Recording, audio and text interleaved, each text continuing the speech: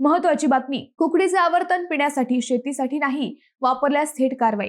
कुकडी लाभार्थी शेतकऱ्यांसाठी एक अत्यंत महत्त्वाची बातमी समोर आली आहे। कुकडीचे पाणी सोडण्यात आले असले तरी ते आवर्तन शेतीसाठी नाही तर केवळ पिण्याच्या पाण्यासाठी असल्याचे प्रशासनाने स्पष्ट केले आहे।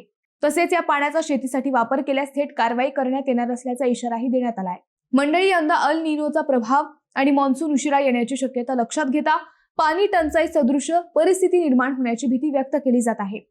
या पार्श्वभूमीवर नागरिकांच्या मागणीनुसार कुकडीचे आवर्तन सोडण्याचा निर्णय घेण्यात आलाय।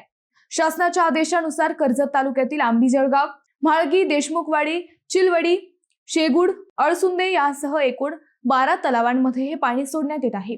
मात्र हे पाणी फक्त पिण्याच्या गरजांसाठी आणि पशुधनासाठी राखीव ठेवण्यात आले आहे। प्रांताधिकारी नितीन पाटील यांनी स्पष्ट इशारा दिलाय की पाण्याचा कोणीही अवैध उपसा करू नये। शेतीसाठी पाणी उचलताना कोणी आढळल्यास त्यांच्यावर दंडात्मक कारवाई करण्यात येईल। तसेच पाणी उपसा करण्यासाठी वापरली जाणारी साधन सामग्री देखील जप्त केली जाऊ शकते। मंडळी, पुढील काही महिने पाण्याच्या दृष्टीने अत्यंत महत्त्वाचे असणार आहेत, त्यामुळे प्रत्येकाने पाण्याचा जबाबदारीने वापर करणे गरजेचे आहे। तुमचं मत काय? कमेंट करा।